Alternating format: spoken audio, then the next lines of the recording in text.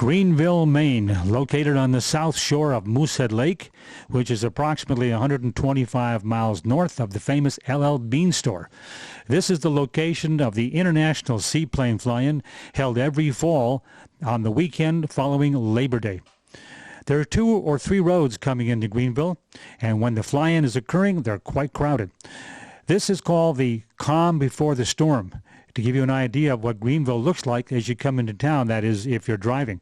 But if you're flying, this is the south end of the lake in a bay where most of the contest activities take place. These pictures are taken from the dock near Folsom's Air Service. North of this is the fishing game hangar, and that's where the activity takes place. Welcome to Greenville, to the International Seaplane Fly-In. I hope you enjoyed this piece of history.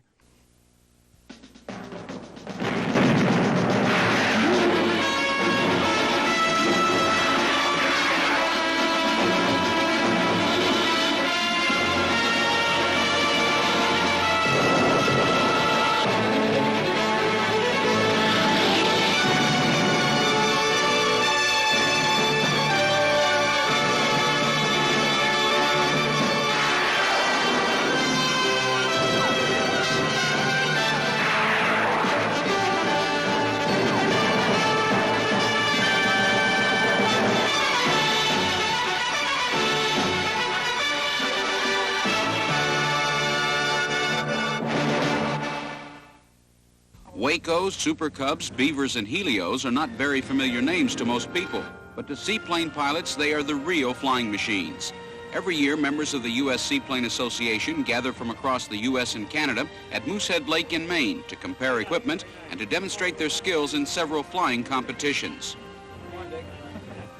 The landing area is located right downtown in Greenville. It's quite unique. Most communities find that someone says airplanes landing in town, they get a little upset, but it's the way of life here. Seaplanes here are recognized by kids equally as well as the kids recognize cars down in the cities and in the lower part of the 48. The competition includes spot landings, taxiing, and something especially important to bush pilots, the fastest climb to 1,000 feet. The winner this year, veteran Charlie Coe, a World War II fighter pilot who's been flying the bush country for 30 years. Charlie says seaplanes are the trucking industry of the backwoods. People wonder why we fly these little airplanes with big floats on them. But one time it was the only practical way to get around this part of the country. We take the fishermen and the hunters back into the woods to go fishing, hunting, then go back and pick them up a week, 10 days later, bring them back out. One of the most spectacular sights of the fly-ins is put on by this Canadian water bomber. The twin-engine monster is used to fight forest fires by scooping up 1,400 gallons of water into its hold, then dropping it on the target area. There may be some who think of seaplanes as a long-ago phase of aviation history, but to these pilots, it's still the only way to fly.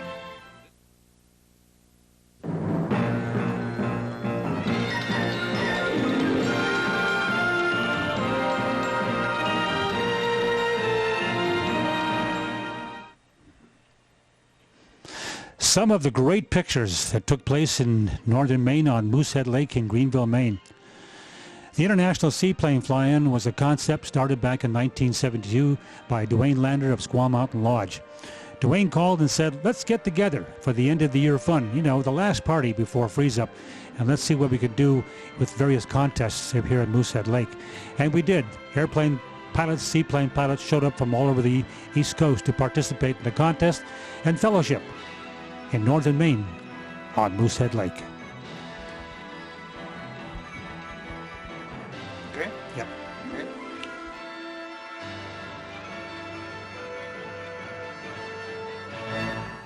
On your marks, get set, go!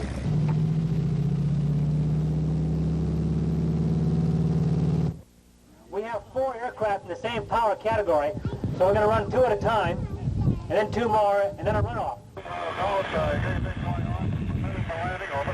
you landing on the water or at the airport? On the water. Yes, we have a takeoff contest going on at the present time. Can you stay to the east of the waterway for a few minutes?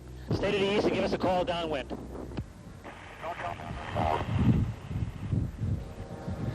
Let me know because I can't see from here. Red eye. have it for red. Red. Red? Majority is red? Okay.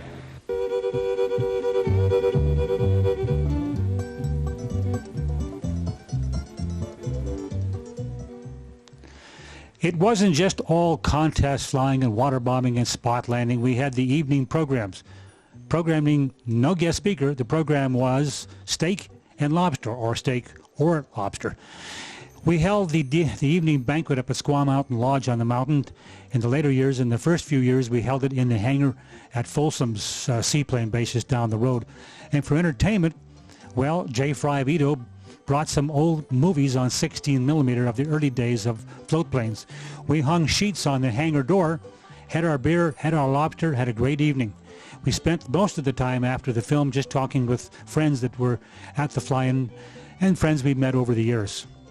Greenville International Seaplane Flying is a great place to go if you want to get your feet wet and be exposed to water flying.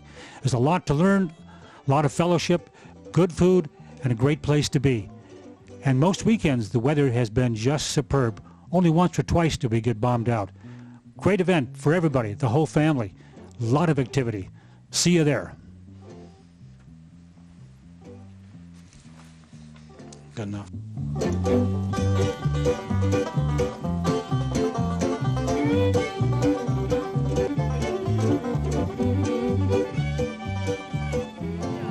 The breed of pilot is what brings me here. There is as you point out, a different kind of person who flies a float plane. And I'm an outdoorsman. I spend time canoeing and backpacking and that kind of thing. And these kinds of people who fly amphibs or float planes are the same kind of people. They have a kind of a rugged individualism, outdoor aspect about them, and I really enjoy talking with them, seeing the things they do, exchanging ideas about how they work on airplanes. I like to get around to these fly-ins and meet people just as much as you see all the different kinds of aircraft. I enjoy flying, enjoy watching other people enjoy the aviation activities. A friend of mine, which is Dave Squam, I think he's the president even of that organization, asked me last weekend if I want to come and have a little bit of excitement. And as I'm retired and I said yes, let's go, and we took off and came up here and had a wonderful weather. Well, we come up every year, Bill and I, and several others, and we compete in the different contests they have. You know. And, we just enjoy being here. A lot of festivities and fun and so forth. I have the water bug, obviously. I mean, I could be doing other things, but I'd rather be flying floats. It's a lot of fun. You meet a lot of nice people, and a lot of people here I know that I've known over the years, and it's been a great thing, really. I could come in here as I did a few years ago, and I didn't know a soul. Within a day or so, I was on the first name basis with friends. Mr. O'Connor's had better answer that. We just have a hell of a good time together, don't we? When we get together. We do. Yeah.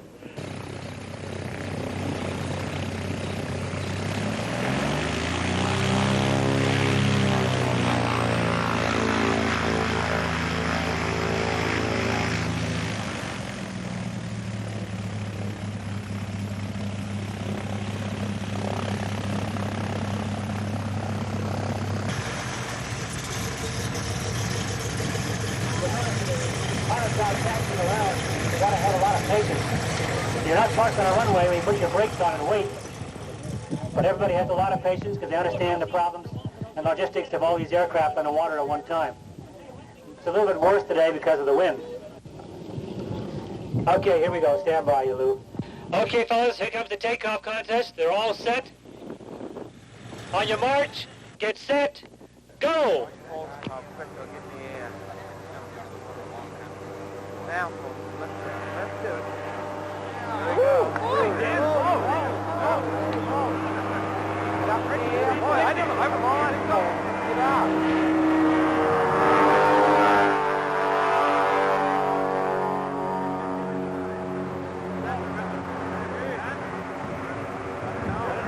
Well, the best thing about seaplanes flying out here is you get out in the woods, get away from the crowds and busy airports.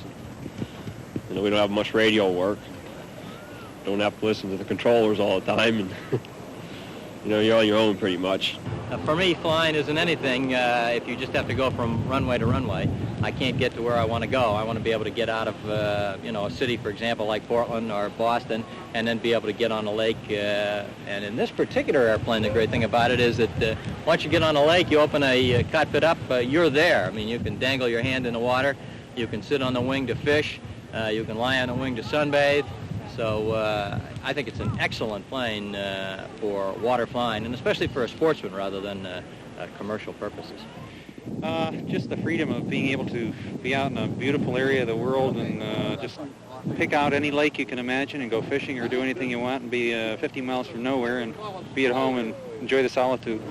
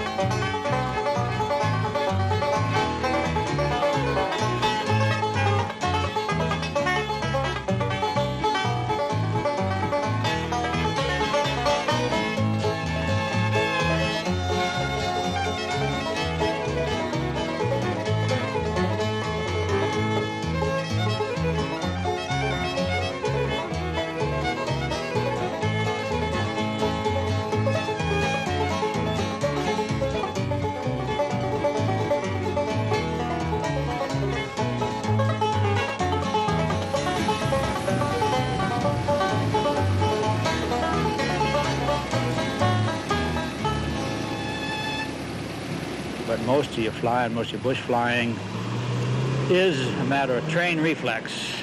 You just, over the years, you just hone and polish these reflexes to where you don't have to think about what you're doing anymore. You just see a situation, analyze it instantaneously, sort of, and just do it without consciously thinking of just what you should be doing. The big thing that I notice when I take a passenger, for example, with me is the fact that when you come down for a landing, you don't have trees cleared at the approach of your runway. You're just coming in over the trees and landing on the water. And so you're making your own runways, you're making your own taking off runways, and that requires a substantial amount more eyeball, seat of the pants, feel for an airplane rather than an instrument kind of feeling for the airplane. You still learn something every day. I don't care how long you've been at it. You can ask the rest of the fellows, Charlie Coe and the rest of them. There's always one day you pucker up and you learn a little something more. Well, it's always changing, you know. It was a different pond. You don't land on a runway all the time. The runways are pretty much the same. Going into a pond, you got to go down over a mountain or fly up through a river or something like that.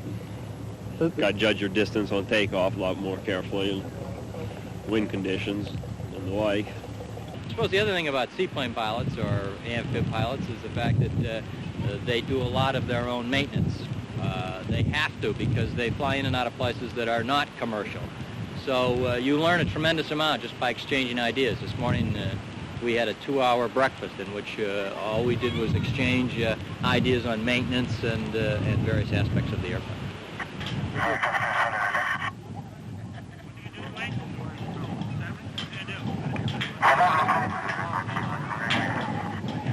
He's coming in for one more pickup. He's coming in for one more pickup, and then he's going to do a low pass and then a high pass. Down he comes.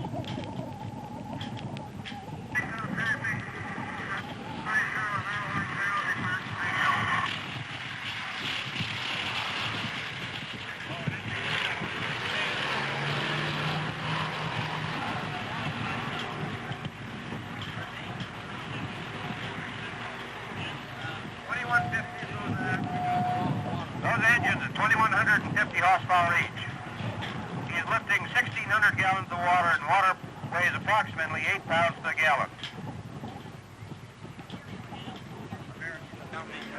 Okay, check that out. We'll drop that straight. We're all set here. It must be about 150 cameras pointed at you when you come by.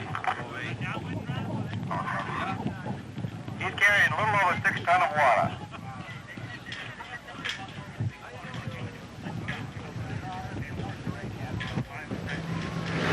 You can imagine the trim that's needed in that airplane when the water is dumped out. To keep that thing flying right, you're really going to have to dump it when you dump 6 tons of water out.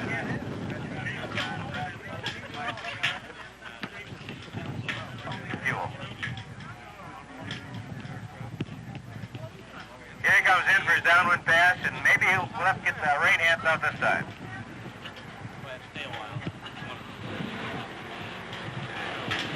That's a beautiful shot. That airplane just catapults into the air when that water is released. The town is going to get washed.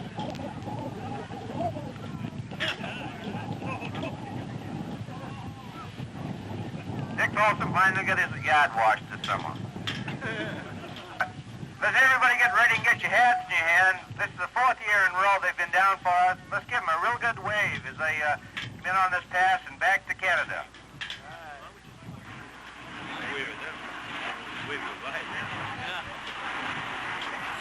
Okay, I'll make lips as we go along here.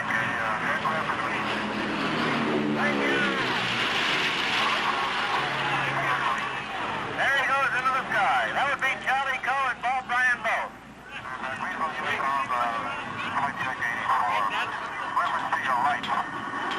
Hey, that's terrific. And thanks very much from all of us here. And again, we hope you'll be back next year, and we hope you can spend the weekend with us.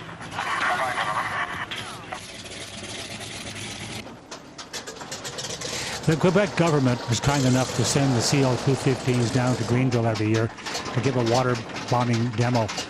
There is something called the CL-415. The difference is the 215 is a radial engine and the 415 is a turbine engine. One of the things we were conscious about on Sunday morning when it came time to leave is what's the weather like at our destination. In a few years, not many, some of us got trapped there in Greenville due to bad weather en route or at our destination. It was still fun to watch everybody leave and say goodbye and hope that they come back next year. Quite a variety of airplanes. I wish I could name them all over the years, as this film here depicts the first early years. Just a second ago, you saw a PBY sitting in the background. That came in from Labrador, from the Quebec Labrador Foundation, and it also did a flyby for us. Interesting to watch. As it first fired up, it got stuck at the buoy, and somebody had to dive overboard to untie it to get it going. The inside was where the movie 20,000 Leagues Under the Sea was shot. Beautiful gallery and all in velvet. We have pictures of it, but not at this film, at this time.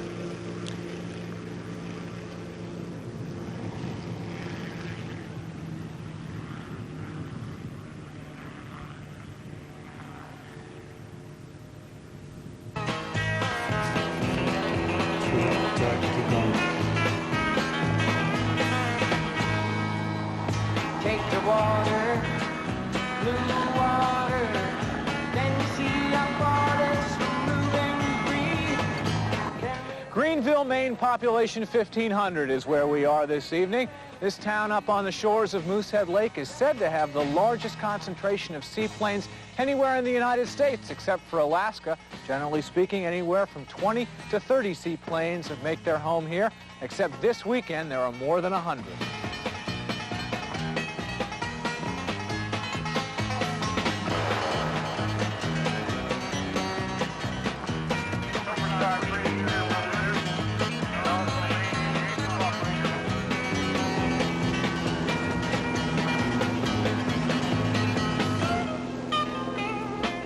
For 2 days, the skies over Greenville were filled with seaplanes, and the waters of Moosehead Lake became as busy as any airport in the country. The water pilots had come to Maine for a gathering of their clan, and this was their weekend.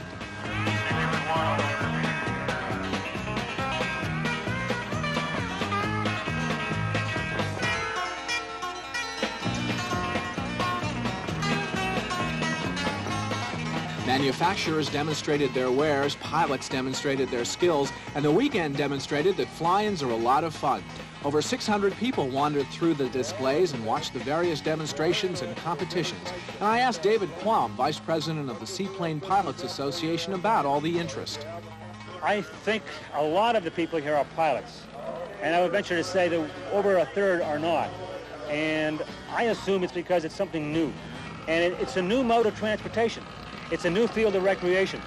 It's not something that people say we can't afford anymore. You can't afford it. For example, somebody says you have to have a lot of money to buy a seaplane. You can buy an airplane for $5,000. Now, the one next to me here, it's probably about $25,000. But there are good used seaplanes from $5,000 to $10,000. So it's not just for the rich. Any idea how many seaplane owners there are? Yes. Our research shows us somewhere around 4,000 in the United States, which includes Alaska. Alaska has about close to 1,500 seaplanes in the state. I'm told Greenville, Maine's about the capital around these parts. In the eastern part of the country, Greenville, Maine is the place for water flying, no question about it. Why is that? The demand is here because it's a mode of transportation to get you into the backwoods. The roads aren't up here like you have in the other parts of the country. It's a new area of recreation. Where after World War II, when it first started up, it was a function of making a living by flying people. Well, that dropped off quite a bit, and the recreation thing now just picked up. So we are trying to get more people interested in this type of activity. And as you can see, we're getting bigger each year at the flying in Greenville. If the contestants are coming down this side, stay on this side and go all the way down. And with the exception of the spot landings, we're going to be landing up beyond these buoys to get as much congestion out of the middle as we can. We'll run the air race. At a pilots meeting in the Forestry Service hangar, veteran bush pilot Charlie Coe briefed participants on the various competitive events. These contests are run for the purpose of honing the pilot's skills as well as for the enjoyment of competition. We're going to try to ruck 122.95 if everybody's got it. What sequence are these events going to come off in, Charlie? We're going to start the air race first.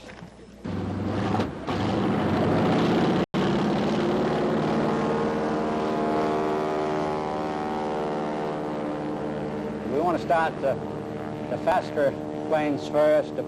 They're going to be the ones with the radios, and we're going to have better contact with them. Then we'll start the slower ones, the non-radio equipped ones, last, and that will put them supposedly behind the traffic. After the air race, which took pilots on a 70-mile course over northern Maine, the next event was the water bombing contest. Pilot Al Huey, operator of the Merrimack Valley Seaplane Base in Methuen, Massachusetts, invited me to go along as his bombardier. What we're going to do, Marty, is simply drop 2 of these containers. These are milk jugs, right, filled with water? That's right, filled with water. And we're going to try to hit a small flotation out there. It's the B flotation. After the bomb drop, what happens then? We simply circle, and after the second bomb drop, we'll come in on what is known as a spot landing. And again, you try to touch down on a predetermined area within 2 markers out there. I can't help you there. Well, there's an awful lot of skill in this, of course, but also a great deal of luck. Well, let's hope we're lucky. Let's hope.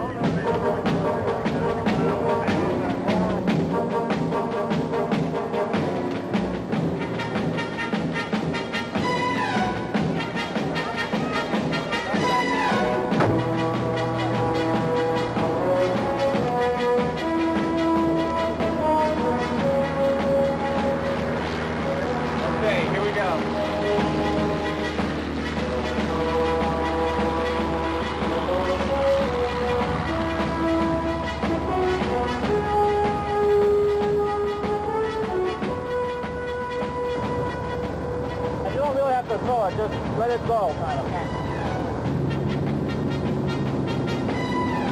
Can you see it? Yeah. Let me know when I'm over it. I'll just hip it around like now. Another bomb drop coming right up here. And when I give a yell, just let it go. Okay? No. Altitude is fine. No. Ready, go. The good news was that my second shot was right on target. The bad news was that my first shot was so far off, we were knocked out of the competition. Unfortunately, Al made a perfect touchdown in the spot landing contest, so all was not lost. In fact, everyone who was there had a good time and learned a lot.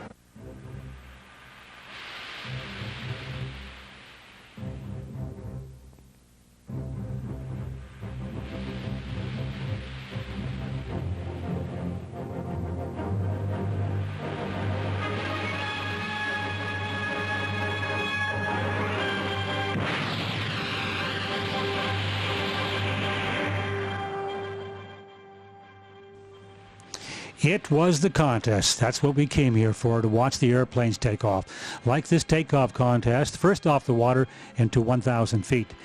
We realized after watching a couple of these contests that going to 1,000 feet was dangerous because some of the pilots hung their airplanes on the props. Here are two teals going by. I don't know what year it was or where they were from or who the pilots were, but it put on a great show for us that Saturday morning. Look how smooth the water is.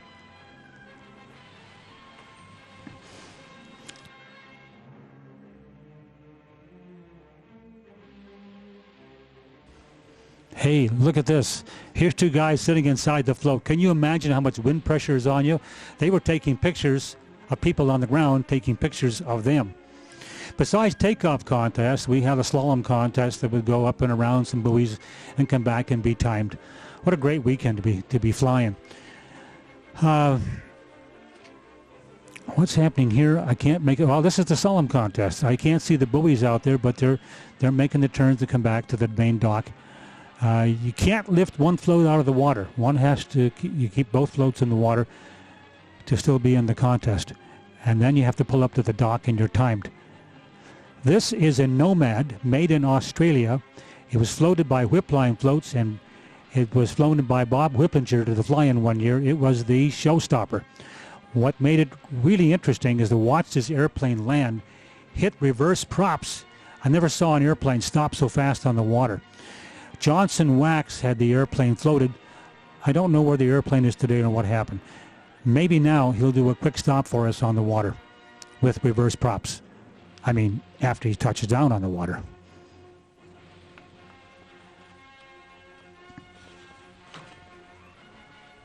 No. Looks like it's going well. He might. There he goes. Reverse prop. Look at that stop.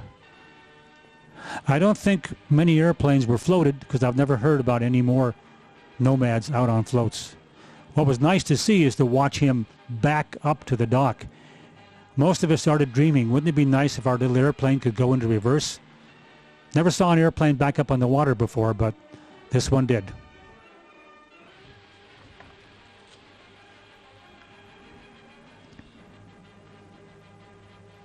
Towards the end of this videotape, we have some pictures from the year of 2004, 2005, and 2007. I don't have any video of the DC-3 flying at this time, but maybe we can do a DVD later. We want to show some of the activity that took place in the first 10 to 15 years at Greenville.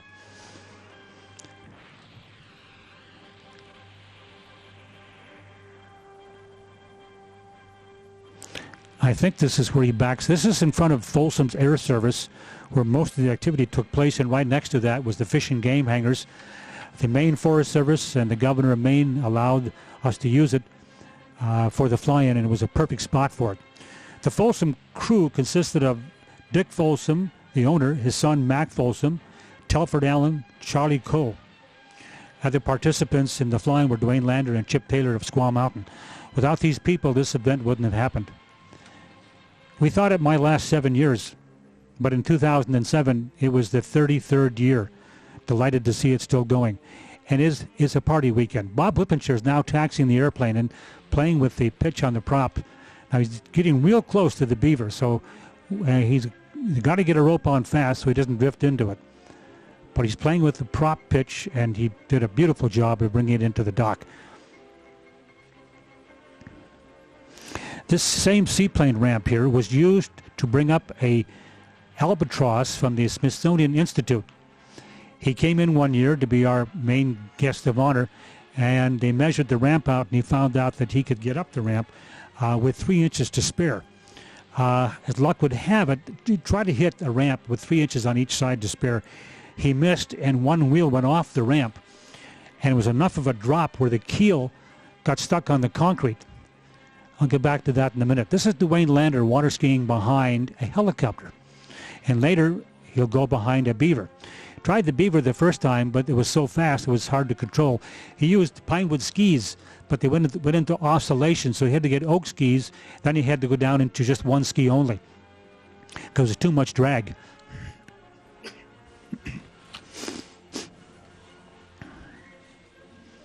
I think the next shot will be of the beaver pulling up. We don't do this anymore. I don't think it's allowed, so we stopped doing it after we found out. Now, I point out these activities happened 25 years ago, so the statute of limitations are now off, as I like to tell everybody. And, of course, there was a chase boat in case he fell off or dropped off that would pick him up.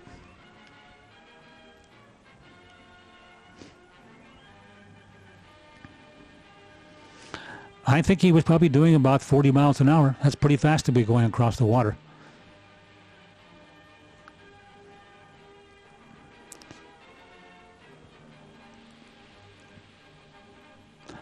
This is the one that was difficult. And the beaver got airborne around 60 miles an hour. 50 miles an hour, but look at that speed. Halfway down in front of the audience, don't know if he hit a boat wake or what, but it flipped him. He cartwheeled through the air and landed into the water, and we thought he'd broke something for sure.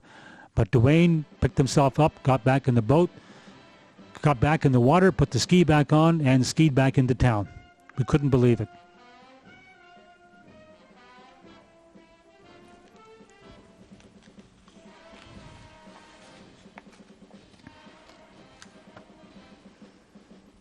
No, it didn't show it.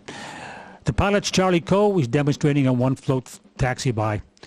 This ramp, anyway, when the albatross got stuck on it, we tried reverse props to get it off, and of course it blew a lot of water and sand back into the docking area. It didn't work. We ended up putting 3 boats tied to the tail tie-down, and I was sure that the boats were going to rip the tie-down off, if not the whole back end of the albatross. It still didn't get it loose, so we put people in the back of the albatross and about 20 of us on the nose. The combination of 3 boats, people in the back to get the buoyancy moved back, and those of us in front were able to get it off the ramp. I will point out, though, that the water spray felt like BBs coming at you. It really did hurt. They took the albatross back to the airport to examine the bottom of the machine. There wasn't a scratch on it. It must have hit the smooth part of the concrete. Because of that, the albatross was left up at the airport, but came back the next day to do some demonstrations. These pilots go out of their way to win this contest to the extent that they will take the seats out of the aircraft and get the gas down to less than a quarter of a tank to be first off the water. And what do you get? A beautiful trophy at the banquet that night. After the banquets in the Folsom's hangar, we moved up to Squaw Mountain Lodge, and we had somewhere around 300 to 400 people for the evening, and we gave out trophies, and we had a guest speaker once in a while. This, after all, was a party weekend. It was the last big event before freeze up in northern Maine. On the left there was Duane Lander and Charlie Coe on the right.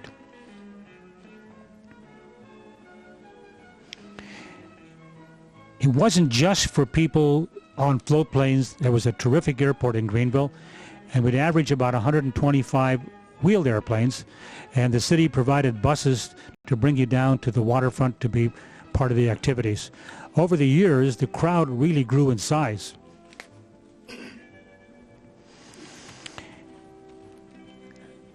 Many of the people that came to the fly-in, it was something to do for the weekend, and I suspect that the largest part of the spectator audience were non-pilots.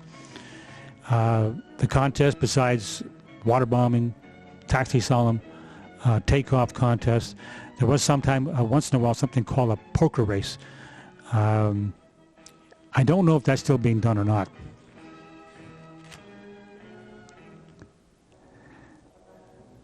A lot of the 16mm footage was shot by Mike Fuller of Florida Film and Tape, and Mike supplied me with a film many years ago.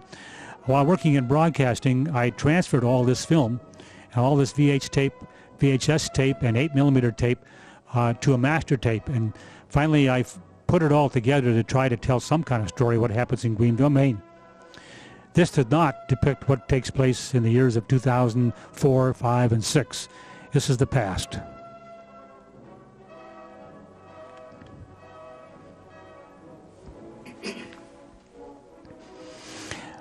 The plane on the right is the Beaver. If you look carefully, there's something on the spreader bar, and there's something coming out right now called water. This is the Forest Service Beaver flown by the late Harold Jones. The teardrop tank held about 120 gallons of water. It was picked up with a scoop just below the floats. Harold is going to demonstrate a water drop in front of the audience, and whammo. One year there was a floating raft out there they put on fire so he could put it out. I can't believe he hit that little raft. He came within about a foot over the top, and I was sure he hit the raft with his floats. I went over later to examine the bottom of the floats to see if he hit it or not. Well, there were so many dents in these floats, I couldn't tell if it was today's dent or last year's dent, so I didn't bother to look anymore. But it sure put on a great show. We've had some great airplanes over the years. PBY, the Albatross, the Nomad. At the airport, I forgot, we had a Sikorsky S-39, I think it was called, in the year of 2007. What's next? I don't know. If you have no plans, the Greenville Seaplane filing is held the weekend after Labor Day each fall. Put it on your agenda. Drive up, fly up, be there. It's probably the most unusual fly-in that I know of in the United States. Maybe there's something bigger and better in Europe. I'm not aware of it. Greenville International Seaplane is an event you have to go to just once in your lifetime. Over the years, we've only been rained out twice, and a couple times the wind was so high or the wrong direction it was difficult to hold the contests out in front of the bay.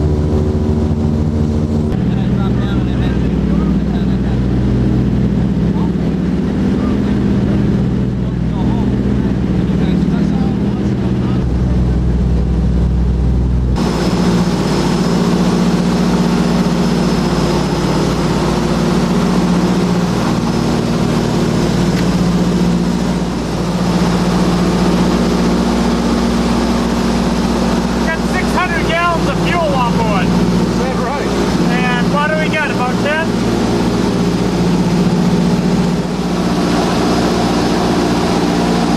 We usually do about...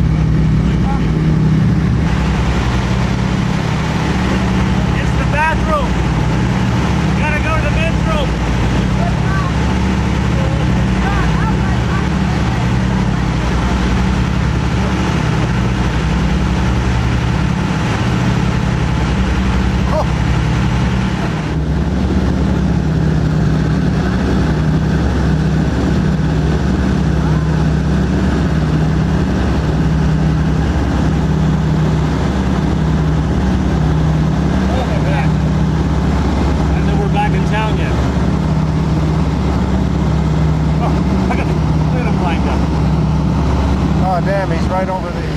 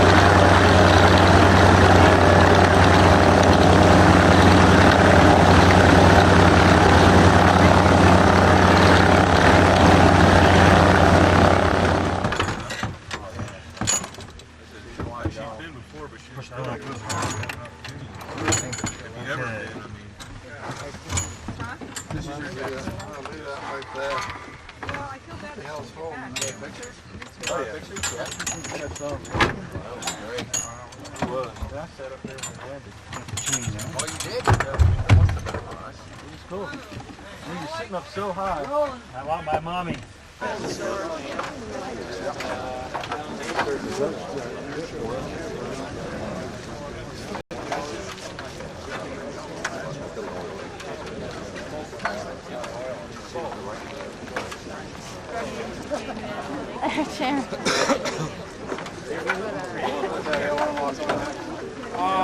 Yeah, I'll do it later.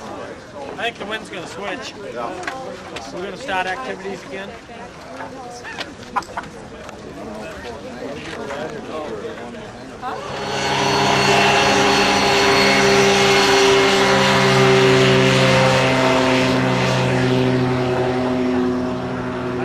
I thought for a while I was going to pick up the pieces. See those floats work? I hope that you've enjoyed this look into the past of the various activities of the Greenville International Seaplane Fly-In. These pictures here were taken in the year of 2006 on a just beautiful sunny weekend with a lot of aircraft and a lot of contestants. Most of the people, approximately 2,000 on the shoreline, bring their folded chairs in their car and drive in for the day to see what's going to happen. The DC-3 is not flying anymore. It sits on wheels at the airport. What its future is certainly unclear at this time. Maybe it will fly again during one of the fly-ins. If you'd fly a wheeled airplane, come on into the airport. We'll take you down to the waterfront where the activities are. A lot of people will bring their campers and simply stay at the airport all weekend and park next to the runway to watch the aircraft take off and land. The last video after these slides is a most unusual seaplane takeoff.